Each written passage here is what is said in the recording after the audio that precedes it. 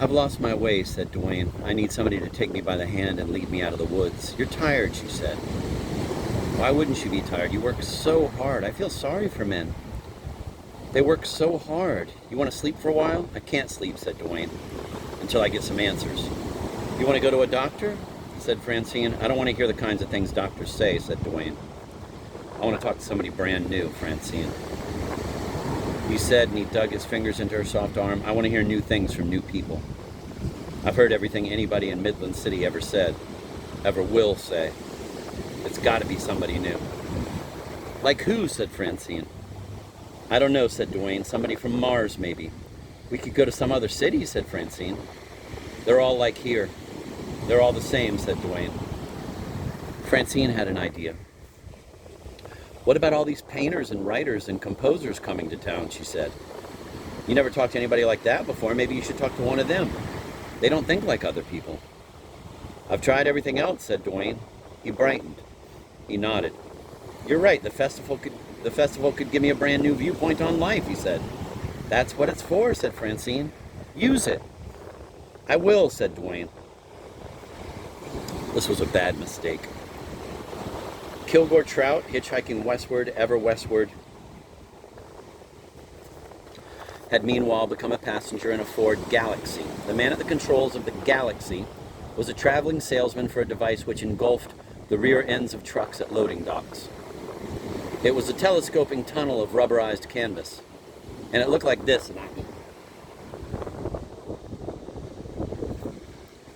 The idea of the gadget was to allow people in a building to load or unload trucks without losing cold air in the summertime or hot air in the wintertime to the out of doors.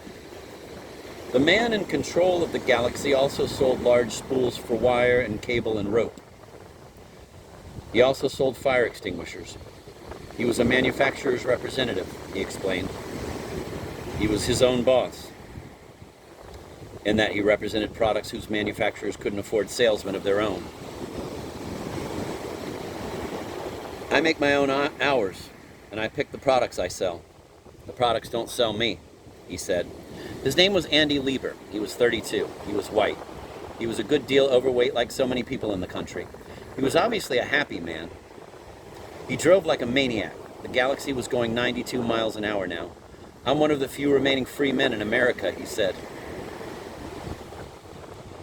He had a penis 1 inch in diameter and 7.5 inches long. During the past year, he had averaged 22 orgasms per month. This was far above the national average. His income and the value of his life insurance policies at maturity were also far above average.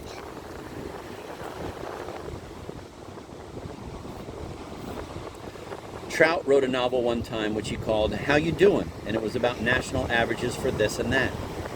An advertising agency on another planet had a successful campaign for the local equivalent of Earthling peanut butter. The eye-catching part of each ad was the statement of some sort of average. The average number of children, the average size of the male sex organ on that particular planet, which was 2 inches long, with an inside diameter of 3 inches and an outside diameter of 4¼ inches, and so on. The ads invited the readers to discover whether they were superior or inferior to the majority. In this respect or that one, whatever the respect was for that particular ad. The ad went on to say that superior and inferior people alike ate such and such brand of peanut butter. Except that it wasn't really peanut butter on that planet. It was Shaz butter. And so on. Chapter 16.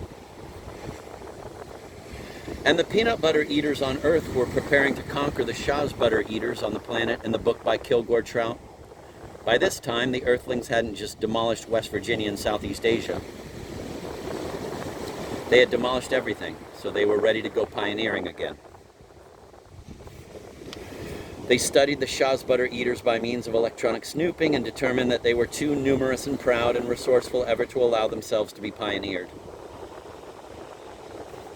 So the Earthlings infiltrated the ad agency which had the Shaz butter account, and they buggered the statistics in the ads. They made the average for everything so high that everybody on the planet felt inferior to the majority in every respect. And then the Earthling armored spaceships came in and discovered the planet. Only token resistance was offered here and there because the natives felt so below average. And then the pioneering began. Trout asked the Happy Manufacturers representative what it felt like to drive a Galaxy, which was the name of the car. The driver didn't hear him, and Trout let it go. It was a dumb play on words, so that Trout was asking simultaneously what it was like to drive the car and what it was like to steer something like the Milky Way, which was 100,000 light years in diameter and 10,000 light years thick. It revolved once every 200 million years. It contained about 100 billion stars. And then Trout saw that a simple fire extinguisher in the Galaxy had this brand name.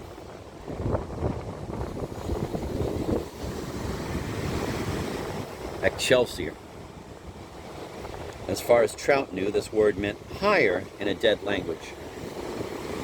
It was also a thing a fictitious mountain climber in a famous poem kept yelling as he disappeared into a blizzard up above.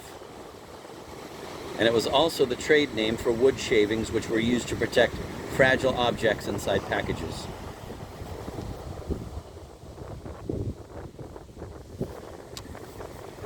Why would anybody name a fire extinguisher Excelsior? Trout asked the driver. The driver shrugged. Somebody must have liked the sound of it, he said. Trout looked out at the countryside, which was smeared by high velocity. He saw this sign.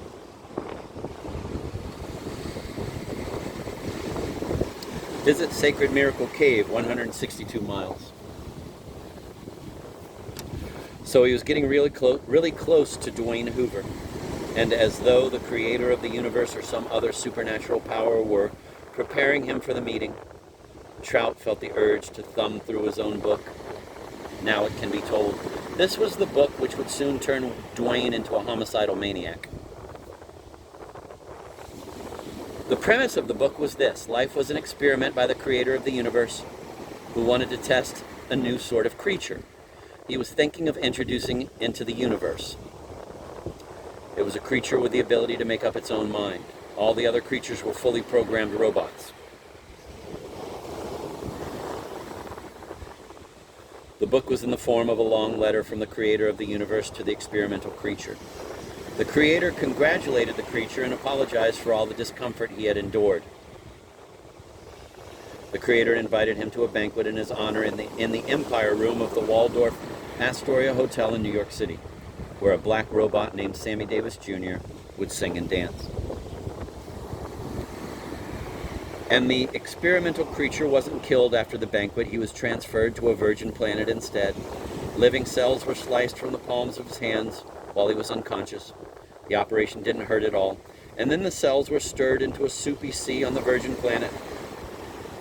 They would evolve into ever more complicated life forms as the eons went by. Whatever shapes they assumed, they would have free will. Trout didn't give the experimental creature a proper name. He simply called him the Man. On the virgin planet, the man was Adam, and the sea was Eve.